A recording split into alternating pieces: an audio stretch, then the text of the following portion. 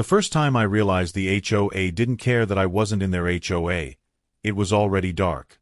Headlights cut across my pasture like search beams. An engine roared up my private ridge road. Then came the impact, metal on metal, chain screaming, my brand new gate shuddering like it was about to tear free. In that blinding glare, I understood something sickeningly clear. They weren't asking for lake access. They were testing whether they could break me the way they'd broken everyone else. If you love real-life justice, boundary crossers getting humbled, and karma showing up right on time, subscribe, because what happened next turned a peaceful lake ranch into a battlefield. I came to Cedar Hollow for quiet because quiet was the only thing I trusted anymore. The divorce had emptied my house, and the layoff had emptied my calendar. I wanted land where my life could be measured in weather and chores, not in the opinions of strangers. The listing for a lake ranch outside town promised exactly that, outside HOA control. The day I toured it, the lake held the sunset like a burning coin.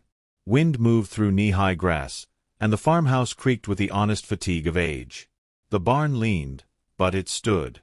I signed fast, because grief makes certainty feel like oxygen. 200 acres and a private shoreline felt like a reset button that couldn't be voted away. 2 days after closing, I found the road. A narrow gravel lane crossed my north ridge, dipped through cedars, and disappeared toward rooftops in the distance. My survey map called it an access track. The ground called it a highway. Tire ruts were fresh, gravel was polished from constant traffic, and weeds along the edges were crushed into dull ribbons.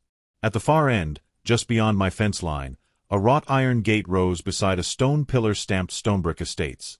The gate was not mine. The road to it was. At dawn I walked the lane. The air smelled of wet clay and lake algae. Within 20 steps I found proof of strangers: crushed cans, plastic wrappers, a torn fishing lure, cigarette butts pressed into the soil. Farther down, the grass was mashed where vehicles had parked. A blackened ring of rocks sat in the ditch, too close to dry brush for comfort. Even in the cool morning, the lane carried the faint odor of gasoline and sunscreen. When I reached the water, the contrast felt personal. My shoreline was wild, reeds bending over deer tracks, mud stitched with bird prints. Across the lake, Stonebrick side looked curated: neat docks, a raked strip of sand, and matching kayaks stacked like showpieces. Their order ended at my fence line. My land began there, messy on purpose, exactly what I had paid for. Late that morning the first convoy arrived. 3 SUVs rolled up the lane as if the gravel belonged to them. Doors opened, and residents stepped into my field wearing bright athletic clothes and mirrored sunglasses. They didn't look at the ranch with curiosity. They scanned fences and buildings the way inspectors scan violations. One woman filmed in a slow sweep. A man pointed toward the lake, then toward my barn, then back toward the lane, as if mapping what he planned to keep. I watched from the shadow of the barn overhang. No one approached. They lingered, climbed back into their vehicles, and left with engines revving, dust rising behind them like a curtain being pulled. An email arrived that afternoon from the Stonebrick HOA board. It was written in the polite language of control: welcome, safety, community. They described the lane as a long-standing access route to the lake, an amenity essential for residents. They mentioned liability and implied obligations. They suggested cooperation would prevent conflict. The message never said entitled, but entitlement was the ink. I checked facts. I called the county assessor, then a local attorney, then the title company. The truth was blunt. The lane was on my property. An easement had existed decades ago, tied to a temporary arrangement, but it ended after Stonebrick built a public entrance on the far side of the development. No renewal had ever been recorded. The previous owner had allowed traffic out of habit and kindness, not legal duty. Years of permission had hardened into expectation. I didn't want revenge. I wanted rest. I posted signs at the start of the lane: private property, no trespassing, access closed pending review. Thick black letters, metal stakes, no ambiguity. They were gone by dinner. When I drove back near sunset, the posts were snapped to the base and the gravel was scuffed with fresh shoe prints. A bright survey ribbon had been smeared with mud, turning neon pink into a bruise. The missing signs didn't just feel like vandalism. They felt like a message. My boundaries were optional if they pushed hard enough. That night the ridge road turned into a procession. Headlights slid across the pasture, engines hummed, doors slammed, and faint music pulsed through the walls of my farmhouse. My dog paced the hallway, nails ticking like a metronome. Every crunch of gravel sounded like a hand testing the lock on my front door. By morning I stopped hoping they would understand. I drove into town for steel posts, a welded gate frame, and a chain thick enough to tow a tractor. Mateo, a ranch hand from the feed store, helped me dig, set concrete, and hang the gate square. When the gate swung closed for the first time, it made a low, final sound that settled something in my chest. I looped the chain, clicked the lock, and tugged twice until it held. Relief came like a breath I hadn't realized I was holding. It lasted until dusk. As the sky bruised purple over the lake, headlights approached the ridge faster than before. The beams struck my new gate and flared white, turning the lane into a stage. An engine growled, then climbed into a furious scream. The vehicle did not slow. I ran downhill with my flashlight, lungs burning, dew soaking my jeans, dust rising in a choking cloud. The first hit was a dull thud, followed by a hard crack that made the chain ring like a bell. The gate shuddered and held. For one heartbeat, the SUV idled, headlights pinning me in place. Then the driver lurched forward again, bumper grinding steel, and I heard concrete pop. One post tilted, slow at first, then suddenly, and the chain went tight enough to sing. I tasted blood where I had bitten my lip, and the lock began to bend under strain. By the time the SUV backed off, the night felt thinner, like it could tear if I breathed wrong. The headlights shut down, plunging the ridge into darkness broken only by my shaking flashlight beam and the pale reflection of moonlight off bent steel. The vehicle turned around without apology and sped back toward Stonebrook, gravel spitting against my fence like thrown nails. Silence followed, heavy and unreal, as if the land itself was waiting to see what I would do next. I stood there longer than made sense, hands numb on the flashlight, listening to my own pulse. The gate leaned but remained closed. One post had cracked its concrete collar, spiderweb fractures radiating into the dirt. The chain was scarred, the lock warped but intact. They hadn't gotten through. Not tonight. But the intent was clear now, stripped of polite emails and neighborly language. This wasn't confusion. This was force. I documented everything. Photos of tire marks, video of the bent gate, close-ups of snap signs and shoe prints. The camera lens steadied me. Evidence has weight. It makes anger feel useful instead of corrosive. When I finished, I sat on the ground with my back against the post and watched fog slide in low from the lake, swallowing the lane inch by inch. The world smelled like cold water and crushed grass. Sleep never came. Every creak of the farmhouse sounded like another engine. At dawn I drove straight to the county sheriff's office, dust still on my boots. The deputy at the desk listened with professional calm, eyes flicking from my phone screen to my face. He nodded at the footage, made notes, and said the words that always land like a compromise. Civil matter, unless there's further damage or a clear threat. He advised me to reinforce the gate, post signage again, and call immediately if anyone returned. His tone suggested he'd seen this before. People don't like losing what they think was always theirs. By mid-morning the HOA escalated. Another email arrived, sharper than the first, less polished. They referenced community tradition, emergency access, and safety. They warned that closing the lane endangered residents. They suggested legal remedies. They implied consequences.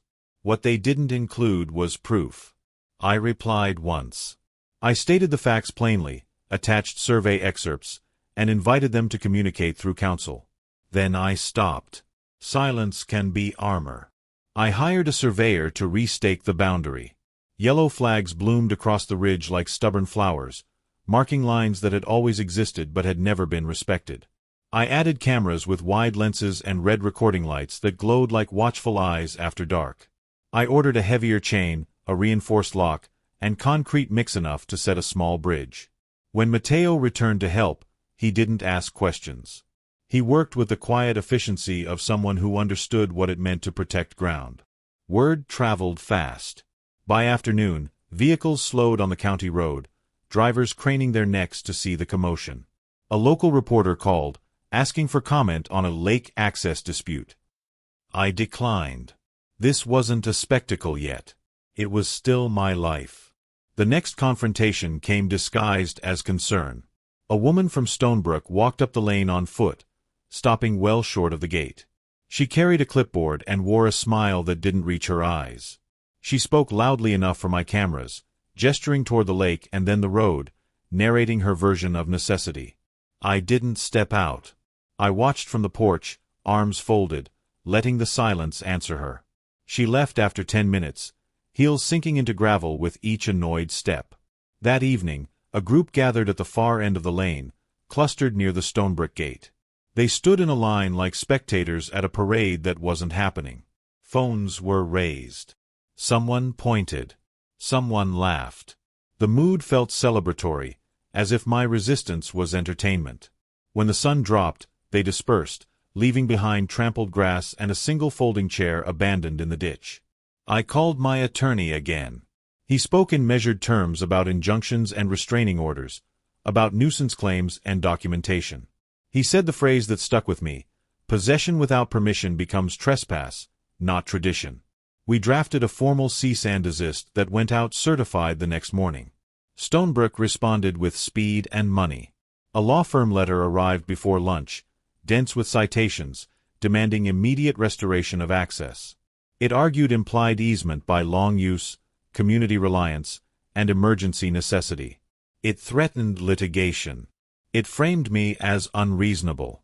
It read like a wall designed to intimidate through sheer volume. I took the letter down to the lake and read it standing barefoot in the mud. Frogs plopped away from my shadow. Dragonflies skimmed the water, indifferent to legal theory. I folded the pages carefully and put them back in the envelope. The land didn't care who wrote better letters. It cared who held the deed. That night, the cameras caught movement. Not vehicles this time. Figures on foot, slipping through the cedars, faces hidden by hooded sweatshirts. They approached the gate with tools that glinted briefly in infrared. The sound carried up the ridge, metal biting metal, a frustrated grunt, the scrape of a bolt cutter failing to find purchase. They worked for 12 minutes. When they left, they kicked the post, as if insulted by its refusal. I woke to alerts and watched the footage with my attorney on speaker. His voice hardened. He told me to call the sheriff again. This time, the deputy took prints and added the incident to the report. He didn't say civil matter. By the weekend, the pressure shifted. Stonebrook closed ranks. Residents flooded the county with complaints about blocked access, about safety, about property values. They painted me as a villain hoarding a public good. Social media lit up with speculation and outrage, most of it untrue. A drone buzzed overhead one afternoon, hovering long enough to feel invasive before it zipped away toward the development. I reinforced the gate again. I set the cracked post anew, deeper, wider, stronger. I installed a second gate 20 yards back, a redundancy that spoke plainly: no means no. When it was done, I stood between them, listening to the wind comb the grass and the distant laughter from across the lake. The space felt like a threshold, not just of land, but of resolve. At dusk, a Stonebrook security vehicle rolled up and stopped at the first gate. Its lights flashed briefly, then shut off. The driver sat there, engine idling, as if waiting for permission that would never come. After a long minute, the engine revved. The bumper nudged forward, just enough to test the steel. Both gates held, unmoved. The vehicle backed away slowly, like a predator reassessing prey. As it turned around, my phone buzzed with a new email notification. Subject line: Emergency Meeting Notice. As the taillights vanished, I opened it and read the first sentence, realizing the fight was about to move from my ridge into a courtroom, and Stonebrook was planning to bring everyone with them. The sound of bending steel carried across the pasture like a scream swallowed by distance. When the SUV finally backed off, it left my gate crooked, one post cracked at the base, concrete spidered and broken like a bone set wrong. The headlights vanished down the ridge, gravel spraying in anger, and the night snapped back into silence so complete my ears rang. I stood there longer than made sense, flashlight shaking, breath fogging, trying to understand how quickly peace had turned into siege. Sleep never came. Every creak of the house felt like an approach. At dawn, the damage looked worse in honest light. Tire marks dug deep where they'd tried to brute force my boundary. The chain was stretched thin, links warped into ovals. The lock still held, but barely, like pride after an insult. I photographed everything, hands steady now, anger crystallizing into purpose. By mid-morning, the Stonebrook HOA president's truck idled at the end of my lane. He didn't cross the gate. He didn't need to. His presence alone felt like pressure. He leaned against the hood, arms folded, sunglasses hiding his eyes, posture practiced in dominance. I stayed on my side of the fence, equal distance, equal ground. An email followed within the hour, sent with the coolness of someone certain the law would bend. It described an emergency need for lake access due to seasonal congestion at their other entrance. It mentioned historical use again. It implied that denying access endangered families, children, and property values. It closed with a reminder that resistance would escalate costs for everyone involved. I forwarded the message to my attorney with a single line. They rammed my gate. The sheriff arrived that afternoon, dust plume announcing his truck before the engine cut. He walked the lane slowly, boots crunching, eyes tracking damage with the detached focus of someone who's seen too many small wars started by entitlement. He took my statement, examined the bent steel, the cracked concrete, the tire tracks. He nodded when I showed him the survey and title documents. His pen scratched, paused, scratched again. He told me the truth without decoration. It was civil until it wasn't. Vandalism crossed a line. Attempted property damage with a vehicle was no longer a misunderstanding. He advised cameras, signage, and restraint. He also advised me not to expect gratitude for enforcing what I owned. By evening, my inbox filled. Some messages were polite, asking for compromise. Others dripped with accusation. A few threatened legal action, special assessments, liens they couldn't place but hoped I'd fear. One anonymous note accused me of stealing their lake. I stared at that sentence until it lost meaning. You can't steal what was never yours, I thought, but the thought didn't calm me. I installed cameras the next day. Solar-powered, wide-angle, positioned to see faces, license plates, intentions. I reinforced the gate with a second post and a deeper pour of concrete, letting it cure under a tarp while thunder rolled across the valley. The rain felt like a warning and a blessing, sealing the ground around what I was determined to keep. Stonebrook adapted. They began walking. At first it was couples, then groups, then entire families trudging the lane with coolers and inflatable toys, stepping around my gate like it was a suggestion. They smiled for cameras they didn't know were watching, waved like neighbors who'd done nothing wrong, then disappeared toward the water. By afternoon, my shoreline sounded like a public beach. Laughter carried. Music pulsed. Someone lit a grill too close to brush. The smell of lighter fluid and hot metal curled through the reeds. I called the sheriff again. He arrived faster this time, lights off, presence heavy. He spoke to the trespassers in a low voice that made children quiet and adults defensive. He pointed to the signs they'd ignored. He escorted them out in clusters that looked embarrassed and resentful in equal measure. As they left, some stared back at my house as if memorizing a target. That night, my cameras caught more than footsteps. They caught planning. Men gathered at the far fence, heads close, hands gesturing toward my gate, then toward the lake. They caught someone testing the lock with a crowbar, metal scraping softly, testing patience. They caught a woman pulling down a sign and throwing it into the brush, laughing as if she'd won something small and sweet. I slept with the porch light on and my phone charged to 100%. The attorney called the next morning with a voice sharpened by resolve. He outlined options: cease and desist letters, injunctions, damages. He warned me that HOA boards thrived on attrition. They would drag time like a blade across skin, hoping fatigue would make me give in. He asked if I wanted to settle. I looked out at the lake, sunlight fractured into diamonds on the surface, a heron lifting with slow grace from the reeds. I said no. By noon, a letter went out on firm letterhead, language clean and lethal. It demanded immediate cessation of trespass, compensation for damages, and acknowledgement of exclusive ownership. It set deadlines. It invited court. Stonebrook responded with theater. They organized a community walk, framed as peaceful protest. Dozens showed up at my gate with signs about access and fairness, voices raised just enough to be heard across the pasture. They filmed themselves. They filmed my house. They spoke about rights they didn't have and history they hadn't lived. They called me names without using my name, confident that volume could substitute for truth. The sheriff returned and dispersed them again, patience thinning. He told me off the record that this was escalating toward something uglier. He told me to document everything. He told me to be careful. That evening, as the sun dropped low and painted the lake in copper, my phone buzzed with a notification from one of the cameras. Motion at the ridge. A truck stopped short of the gate. A figure stepped out, hood up, face hidden. He carried bolt cutters. He crouched, tested the chain, set the jaws, and leaned his weight into the handles. The chain held. He straightened, kicked the gate, then turned directly toward the camera and lifted his hood. His face filled the frame, eyes cold and certain. He raised a hand, not to wave, but to draw a finger across his throat in a slow, unmistakable line.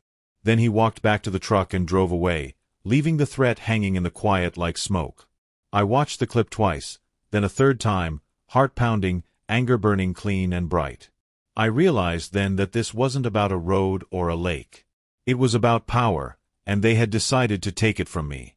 The threat stayed with me longer than the footage itself. I deleted nothing, backed everything up twice, and sent copies to my attorney and the sheriff. Still, when night fell, the ridge felt closer, as if the dark had leaned in to listen. Power isn't loud when it's confident. It's quiet. It waits. And Stonebrook had decided waiting was no longer enough. The sheriff took the video seriously. A deputy returned the next morning, boots muddy from another call, eyes tired but focused. He noted the gesture, the timing, the intent. He said the word intimidation without hesitation. He asked if I wanted to pursue charges if the person could be identified. I said yes, because pretending things aren't happening is how they keep happening. Stonebrook changed tactics again. The protests stopped. The emails softened. Silence replaced noise, and silence is never neutral. It's planning. A week passed without a single vehicle on the ridge. The lake returned to its natural rhythm, wind in reeds, fish breaking the surface, birds staking claims that didn't require permission slips. I almost believed the pressure had broken. Then the letter arrived. It wasn't from the HOA board this time. It was from the county.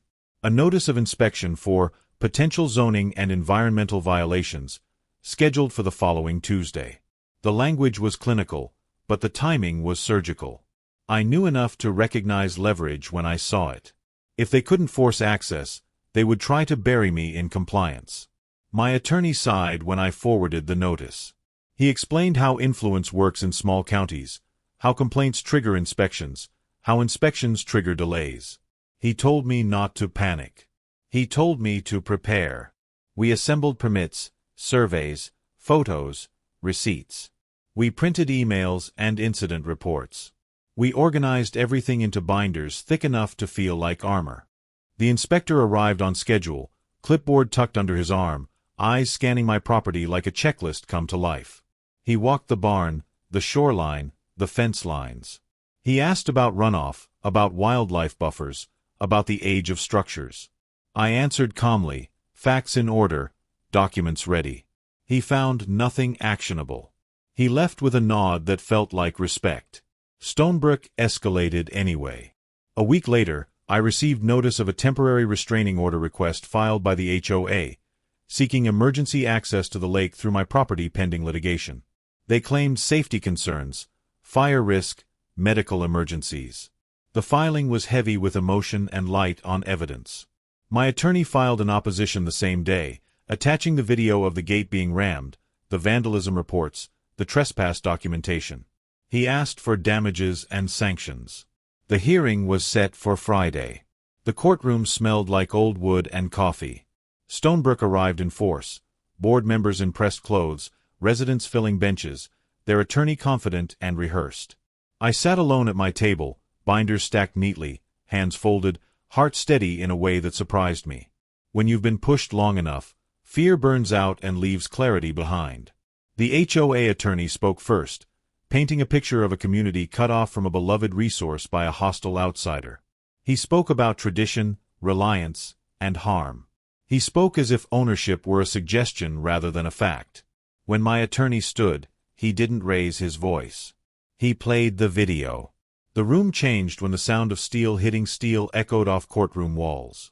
When the headlights flared on screen. When the chain sang under strain. He played the trespass footage. He played the threat gesture. He laid out dates, permits, surveys. He showed the judge the easement history, the expiration, the alternate access Stonebrook already had. He didn't argue. He demonstrated. The judge listened. He asked questions. He frowned at the right moments. When he denied the restraining order, the air seemed to rush back into the room.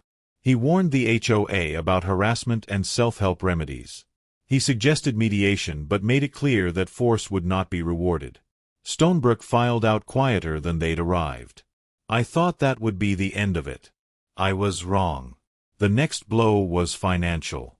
Stonebrook sued for prescriptive easement, claiming decades of uninterrupted use. It was the nuclear option, expensive and slow, designed to exhaust. My attorney was honest about the cost. He told me I could win and still lose time, sleep, and money. He told me settlement was always cheaper. I told him I didn't buy peace to sell it back. Discovery began. Depositions followed. Former owners testified that access had been permissive, not granted. County records backed them up. Stonebrook's case thinned under light. Frustration showed. Emails grew sharper. Deadlines were missed. Sanctions were threatened. Then someone tried to burn me out. One night, the smell woke me before the sound. Smoke, faint but wrong. I grabbed a flashlight and ran toward the ridge. Near the gate, a small fire smoldered where dry grass had been piled and lit, flames licking low, testing wind. I stomped it out with boots and dirt, heart hammering, adrenaline sharp. If the breeze had shifted, it could have run straight into brush and barn. The fire marshal took it seriously. Accelerant residue told a story that matched intent. Cameras showed a figure moving fast, face hidden.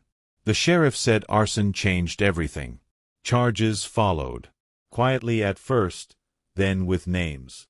The man from the bolt cutter video was identified through a neighbor's tip and license plate data from another angle. He was a Stonebrook resident, not a board member, but vocal at meetings, visible at protests.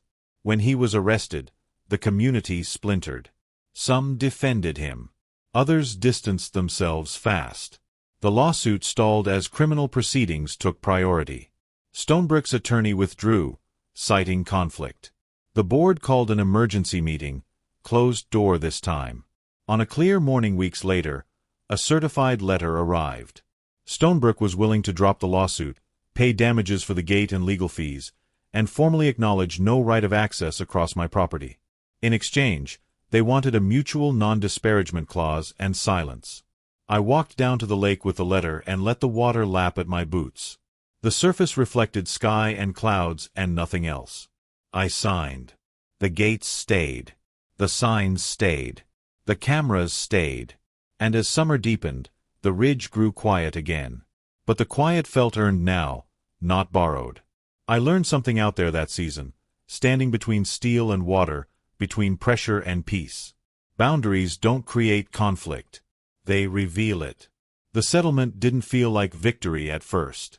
It felt like the silence after a storm, heavy with debris you don't notice until you start cleaning. Money came in. Apologies did not. Stonebrook issued a carefully worded notice to residents about revised access policies, avoiding my name as if it were radioactive.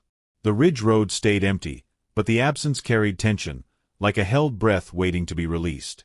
I repaired what had been damaged with deliberation, not haste. The gate posts were reset deeper, reinforced with steel sleeves sunk into concrete that cured for days under watchful tarps.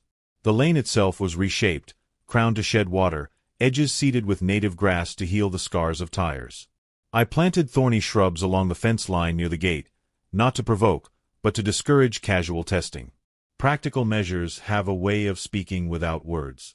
The sheriff stopped by one afternoon, off duty, hat in hand. He walked the ridge with me, nodded at the improvements, and said the charges against the arsonist were proceeding. He didn't speculate about outcomes, but his tone suggested consequences were finally unavoidable. He said something else that stuck: communities don't like mirrors. They prefer stories where someone else is the problem. Summer settled in fully, bringing heat that shimmered over the pasture and cicadas that screamed like power lines. The lake returned to itself. Mornings smelled of damp earth and algae. Evenings cooled with a breeze that made the reeds whisper. I swam alone, slow and careful, letting the water erase the tightness I'd carried for months. Each lap felt like reclaiming something intangible. Stonebrook, meanwhile, fractured. Rumors traveled the way rumors always do, skipping facts to land on blame. A recall petition circulated against the HOA board. Meetings grew contentious. Assessments rose to cover legal fees. The very mechanisms meant to enforce conformity began eating their own tail. I watched from a distance, not out of spite, but because proximity to that chaos felt dangerous. One afternoon, a new email arrived from a Stonebrook address I didn't recognize. It wasn't hostile. It wasn't polished. It was brief and plain, acknowledging harm and asking for forgiveness without asking for anything else. I read it twice. Forgiveness is not a transaction, but it can be a door. I didn't reply, not because I refused it, but because I didn't owe closure to a place that had taken so much. The county called next. They wanted to confirm the settlement terms for their records and asked if I would consider granting emergency-only access under strict conditions. I listened, thanked them, and declined. I explained that emergency access already existed elsewhere and that clarity prevented conflict better than exceptions ever could. They accepted it. Boundaries, once recognized, tend to propagate. Fall crept in early. The first cold mornings fogged the lake until the sun burned it off in slow sheets. Leaves turned, then fell, collecting along the lane where traffic once scoured them away. Deer returned to the ridge, unafraid. Their tracks stitched the mud in careful patterns that told stories older than any HOA bylaws. I found myself thinking less about Stonebrook and more about why the fight had mattered. Ownership isn't just paperwork. It's stewardship. It's the right to decide what happens on ground you tend and protect. It's the responsibility to say no when yes would hollow you out. I hadn't defended a road. I'd defended a life I was trying to rebuild. The lawsuit's final paperwork arrived with a thud that echoed in the farmhouse hallway. I filed it away, a chapter closed. The gate creaked once in the wind that night, a familiar sound now, comforting rather than threatening. I slept deeply for the first time in months. The peace lasted until winter. Snow changed the landscape into something stark and honest. Tracks were easier to see. Intent left marks. One morning, I noticed fresh footprints near the far fence, not crossing, just lingering. They led back toward Stonebrook. The cameras caught nothing actionable, but the message was there, subtle and petty. We remember. I didn't respond. I maintained. I kept lights working, cameras clean, gates locked. I refused to be baited back into a narrative that fed on reaction. The ridge stayed mine, quiet under snow, lake rimmed with ice that sang at night as temperatures shifted. In January, the arsonist pled guilty. The sentence included restitution and probation. The news rippled through Stonebrook, shaking loose the last threads of denial. The HOA board dissolved weeks later, replaced by an interim committee tasked with damage control. Their problems were no longer mine. Spring returned with mud and green, with frogs and birds and the smell of renewal. I reopened parts of the ranch to friends and family, people who respected fences and asked permission. We fished, cooked, laughed. The land absorbed joy the way it had absorbed anger, without judgment. Late one evening, standing at the gate as the sun dipped low, I thought about how close I'd come to giving in, to choosing the easy erosion over the hard line. The road beyond the gate was empty, weeds reclaiming gravel, time doing what time does best when left alone. I closed the gate gently and walked back toward the house, the sound of water carrying up the hill. The quiet followed me, not as a fragile truce, but as something solid. Something earned. The first real test of peace arrived disguised as normalcy. Spring had settled into the valley, thick with pollen and promise, when a county truck appeared at the end of the lane one morning.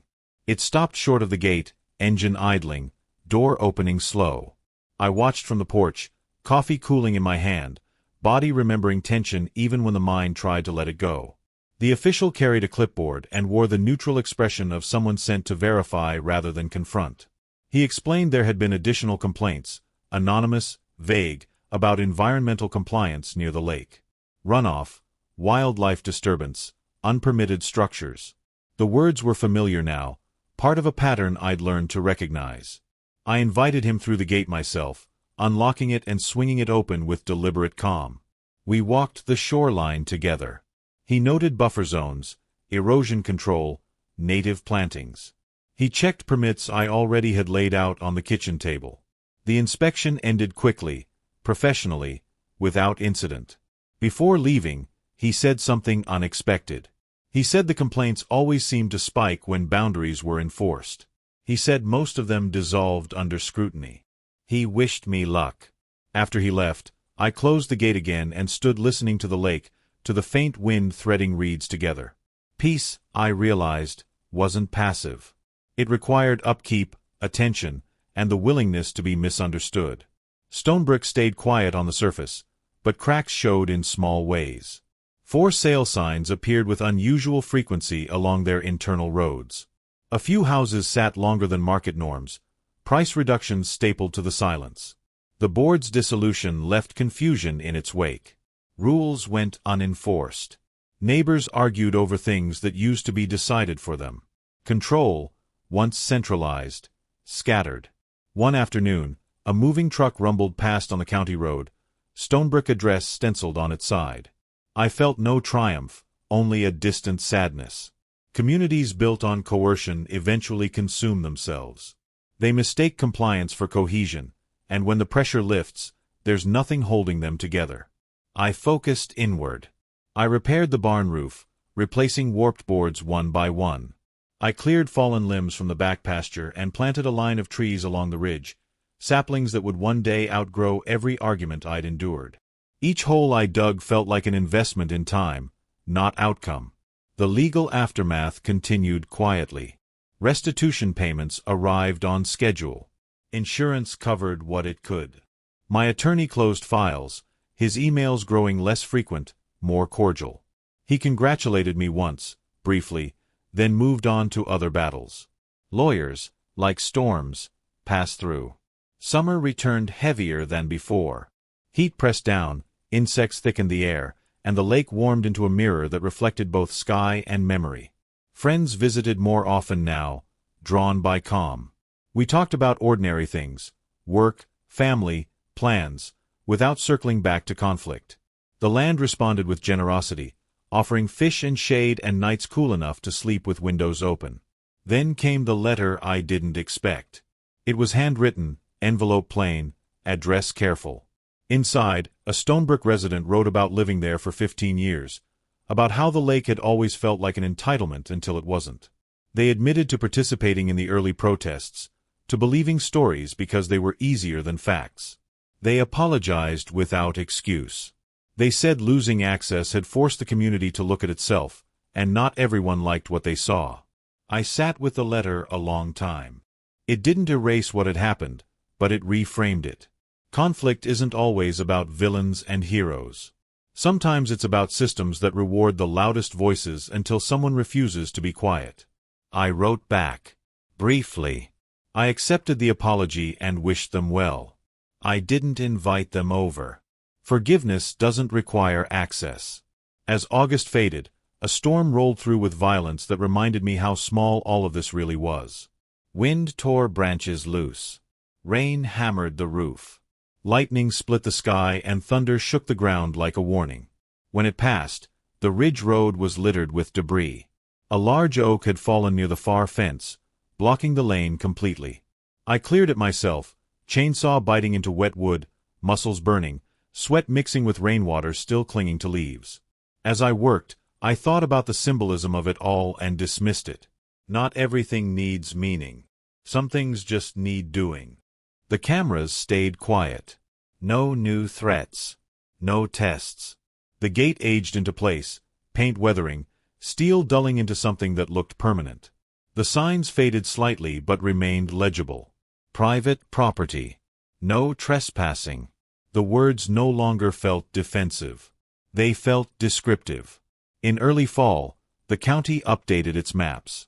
The access lane was officially removed from any public notation. A small bureaucratic change, barely noticeable, but it mattered. Paper finally caught up to reality.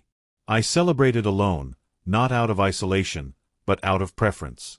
I took a boat out at sunset, drifted near the center of the lake, and let the quiet wrap around me. The water reflected gold and red, then purple, then night. When stars appeared, they felt closer than before. I thought about how easily I could have given up. How tempting it had been to compromise away pieces of myself for the promise of peace. I understood now that peace built on surrender is temporary. Peace built on clarity lasts. When I returned to shore, I locked the gate behind me, the click of the lock final and familiar. The sound echoed softly down the lane, not as a warning, but as a reminder.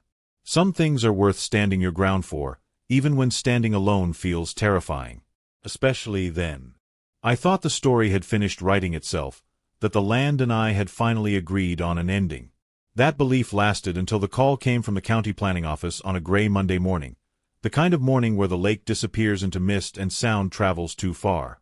The woman on the line spoke carefully, choosing words the way people do when they already know the damage they're about to cause. She said Stonebrook had filed a petition. Not a lawsuit this time. Not an injunction. Something quieter and more dangerous. A proposal to reclassify the Ridge Road as a public safety corridor under a rarely used county provision meant for wildfire evacuation routes. If approved, it wouldn't matter who owned the land. Access could be compelled in the name of emergency preparedness. I sat at the kitchen table long after the call ended, hands wrapped around a mug that had gone cold. This was different. This wasn't about winning an argument or exhausting me financially.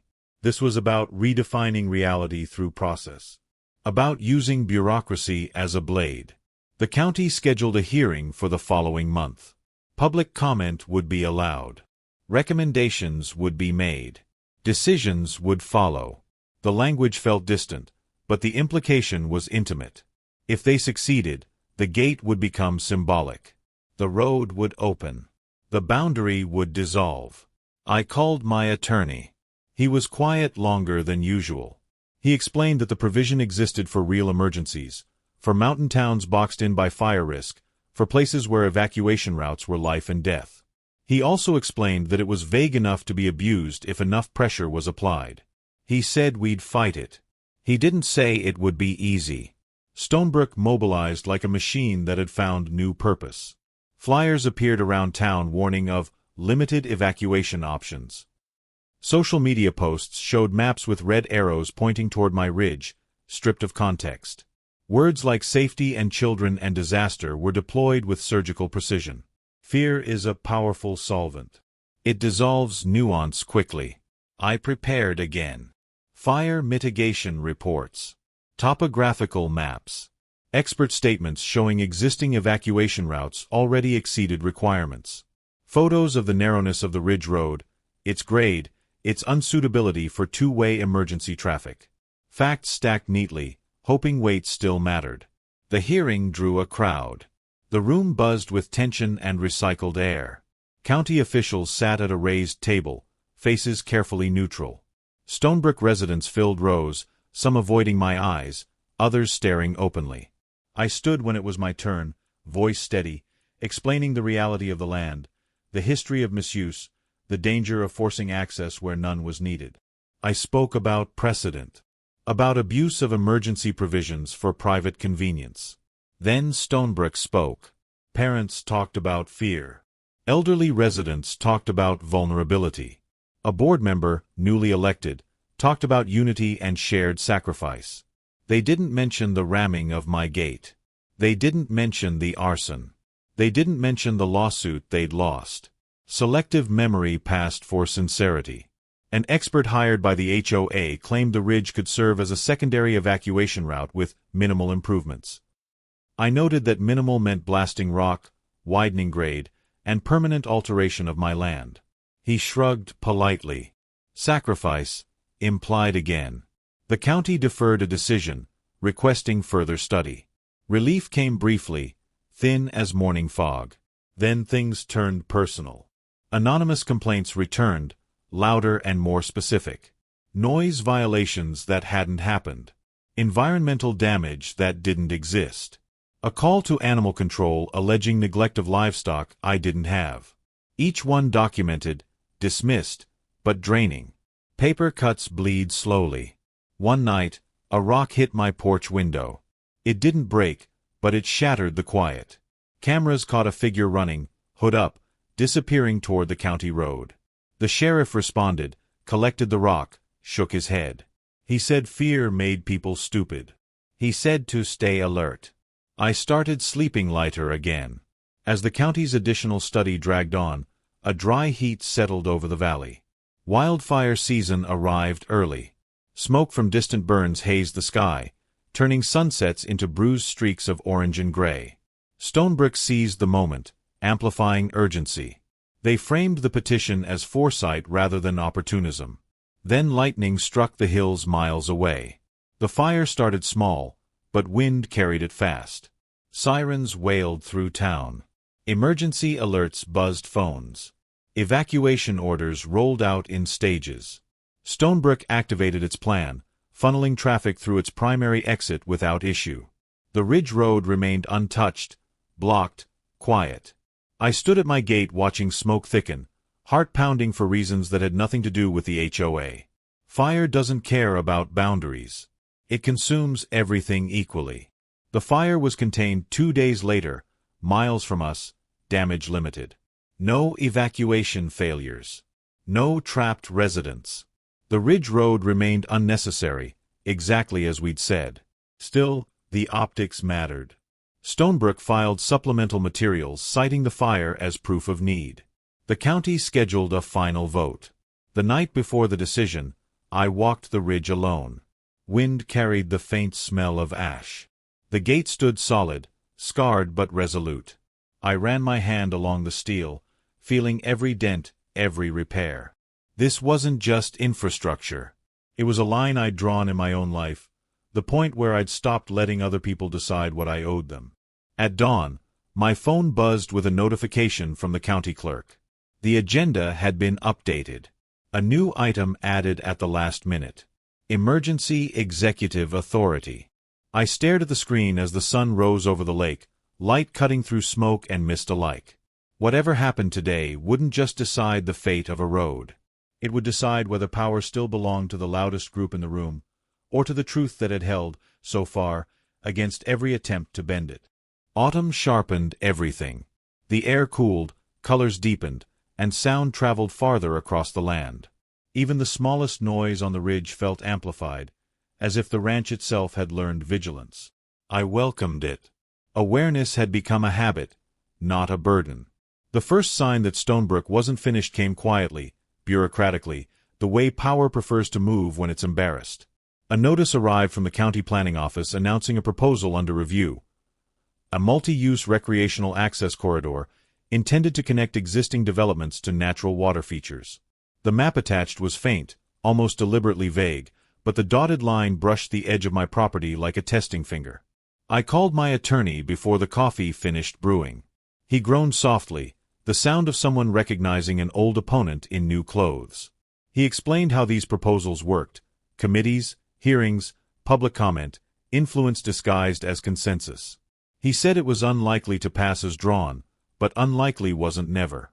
He asked if I wanted to fight preemptively. I did. Preparation replaced peace without erasing it. I attended the first planning meeting in town, sitting in the back, listening. Stonebrook residents spoke about community enrichment and equitable access. They spoke about wellness and shared resources. They avoided mentioning gates and chains and ramming vehicles. When my turn came, I didn't raise my voice.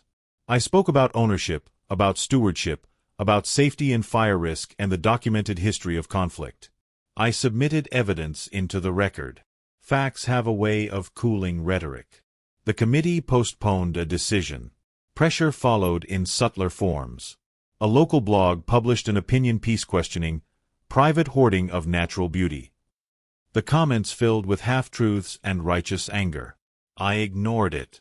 Attention feeds fires. Documentation puts them out. Stonebrook fractured further. A faction pushed the access corridor hard.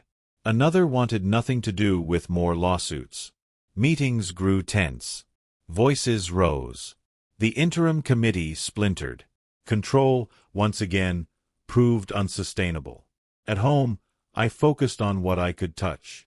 I harvested late-season vegetables, repaired fencing, and stacked firewood until my arms ached. Each task anchored me to something real. The land responded predictably. Do the work and it gives back. The county scheduled a site visit. This time, 3 officials arrived, clipboards in sync, expressions careful. They walked the proposed corridor line, stepping over rocks and roots, noting grades and wetlands. I answered questions and offered alternatives that didn't cross my land, routes that already existed, paths that required cooperation instead of coercion. They listened. Not warmly, but attentively. Winter returned early, frosting the ground overnight and making plans harder to sell. The proposal stalled again. Then came the anonymous package.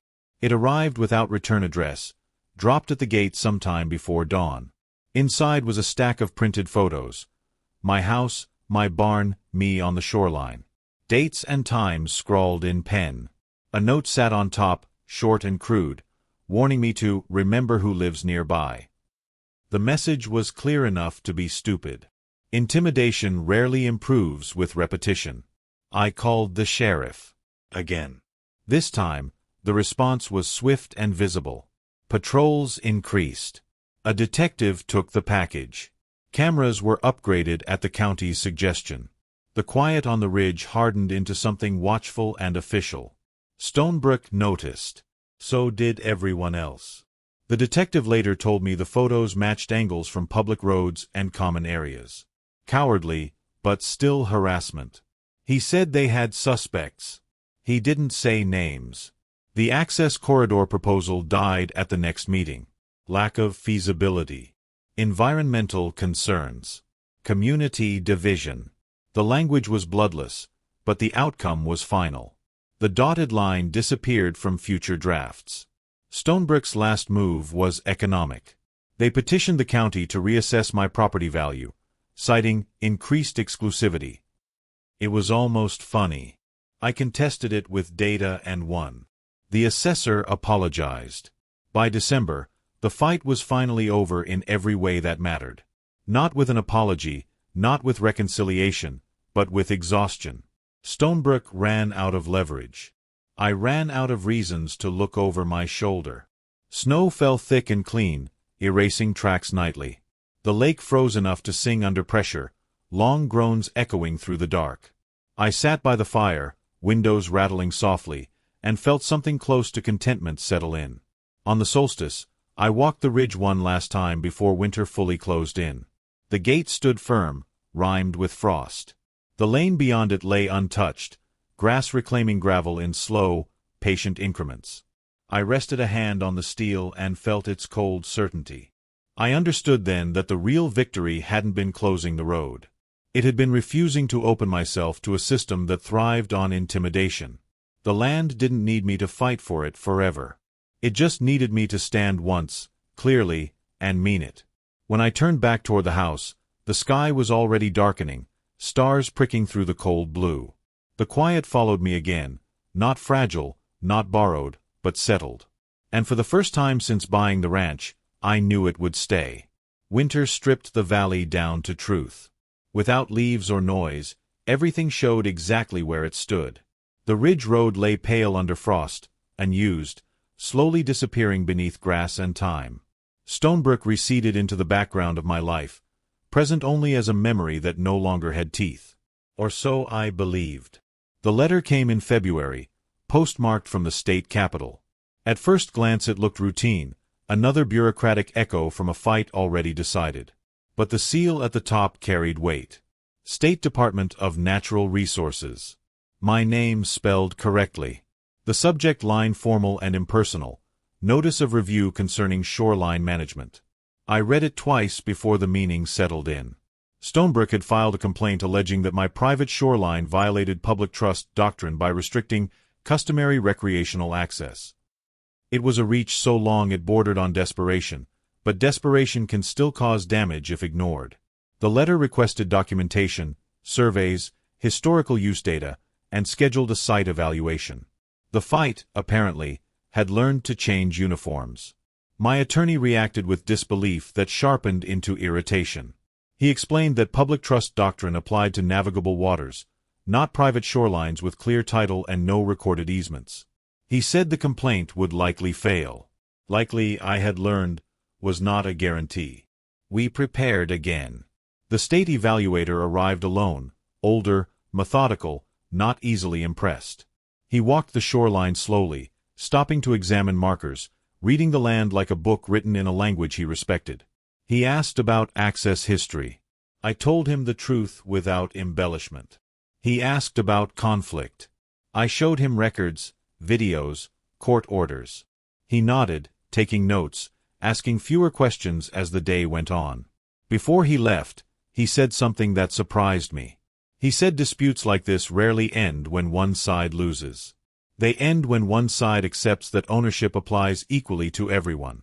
He said Stonebrook hadn't reached that point yet. Spring approached again, tentative at first. Snow melted into mud. Birds returned. The lake softened at the edges. I focused on preparing the land for planting, letting routine replace vigilance. Days passed without incident. Weeks followed. The state review concluded with a letter affirming my rights, closing the complaint. Stonebrook went quiet in a way that felt different this time. Not plotting. Resigned. I began to believe the story had truly ended. Then the access road washed out. Heavy rains swelled a creek on the far side of Stonebrook, undermining a culvert that served as their primary exit. Overnight, their paved road collapsed inward, asphalt cracking and sliding into rushing water. Emergency crews closed it immediately. For the first time, Stonebrook had only one way in and out. The phone calls started before noon. County officials asked if I would consider temporary emergency access across the ridge while repairs were made. They stressed temporary, controlled, supervised. They acknowledged everything that had happened. They asked anyway. I walked the ridge before answering. The lane was soft with spring mud, vulnerable. Opening it, even briefly, would erase years of effort. Closing it would paint me as the villain in a fresh narrative, one with real inconvenience attached. This was the scenario they had waited for, whether by design or coincidence. I called my attorney. He said I had no legal obligation to open the road. He also said optics mattered. He said whatever I chose would define the ending more than any court order ever had. I asked for time. By evening, Stonebrook residents had gathered at their gate again, not with signs this time, but with uncertainty. Some looked tired. Some looked angry. Some looked afraid. The cameras caught it all from a distance that felt intentional. I slept badly, mind cycling through consequences. Standing firm had protected me. Would compassion undo that protection? Or would refusing now harden everything I'd worked for into something bitter? At dawn, I made a decision. I met county officials at the gate with conditions already written. Limited access. Daylight only. Escort required. No stopping. No deviation. Liability coverage provided in writing. Cameras active. 1 week maximum, subject to weather. Violate any term, and access closed immediately. They agreed faster than expected. When I unlocked the gate, the sound echoed louder than it ever had. Steel giving way, not in surrender, but in control. County vehicles went through first, marking the path, stabilizing soft spots with temporary mats. Stonebrook residents followed later in small numbers, faces turned forward, not toward my house. No one waved. No one smiled. No one tested boundaries. The week passed without incident.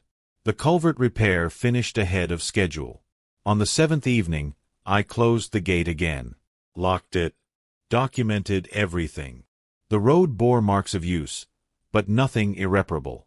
The land absorbed it. The county sent a thank you letter. Stonebrick sent nothing. A month later, I saw a for sale sign at the Stonebrick gate, larger than the others. The entire development, it turned out, had been acquired by a regional management company. The old board was gone.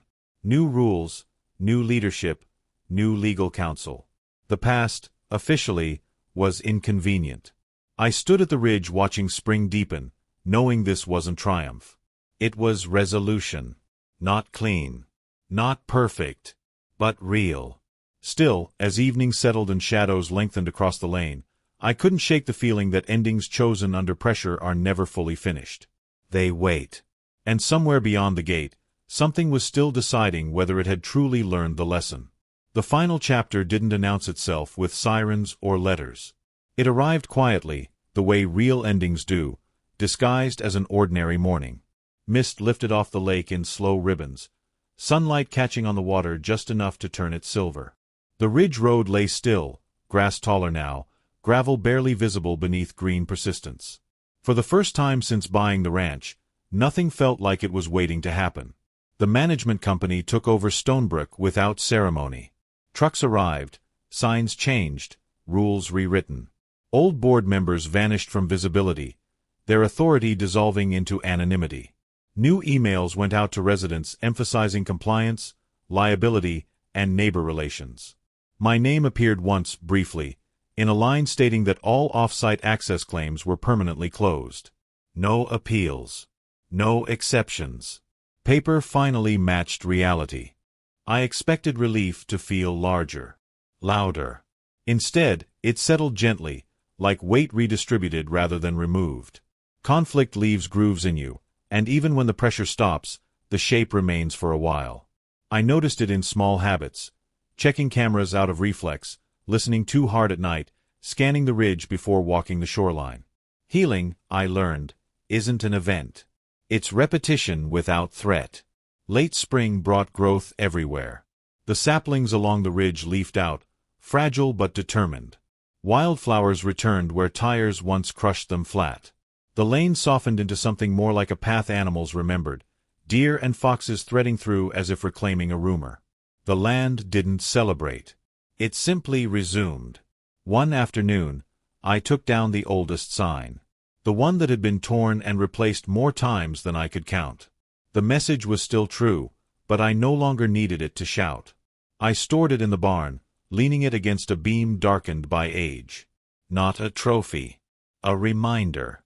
The cameras stayed. The gates stayed. Boundaries don't disappear just because they're no longer challenged.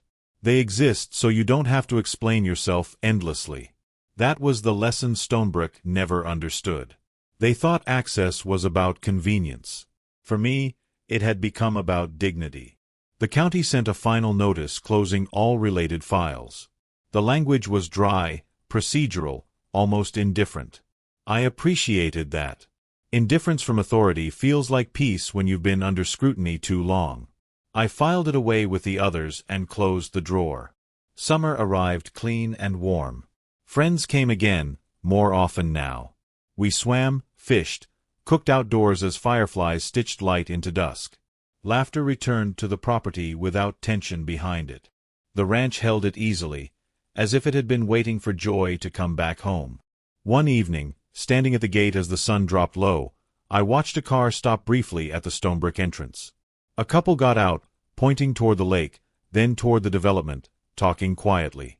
They never approached the ridge. They got back in and drove away. Respect, I realized, isn't dramatic. It's uneventful. I thought about everything I'd been called along the way. Greedy. Hostile. Unreasonable. I understood now that labels are tools people use when facts won't cooperate. They'd needed me to be the villain to justify their behavior. When I refused to play along, the story collapsed. The lake mirrored the sky that night, stars sharp and unblinking. I took the boat out alone and drifted near the center, letting the quiet press in from all sides. The water rocked gently, indifferent to human disputes, carrying the reflection of something vast and patient. I felt small in the best possible way. On the way back, I paused at the ridge and listened. No engines. No voices. Just wind and insects and the low sound of water against shore. The gate stood exactly where it always had, unchanged, no longer a symbol of conflict but of choice. I locked it and walked home.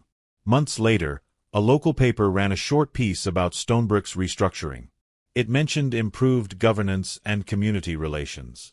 It did not mention me. That, more than anything, felt like closure. Erasure from a story you never wanted to be part of is a gift. The ranch settled into seasons without drama. Winter came again, then passed. Spring followed, generous and uncomplicated. The ridge road vanished almost completely under growth, memory fading into landscape. Anyone new would never guess it had once been a battlefield. Sometimes, standing at the water's edge, I think about how close I came to surrendering. How easy it would have been to unlock the gate and let the pressure roll through me until nothing was left to defend. I'm grateful I didn't. Not because I won, but because I stayed. Ownership isn't about control. It's about responsibility. To the land, to yourself, to the life you're trying to build. When you draw a line and hold it, you teach people how to treat you. When you don't, they teach you instead. The lake remains. The ranch remains. Quiet, earned, and whole.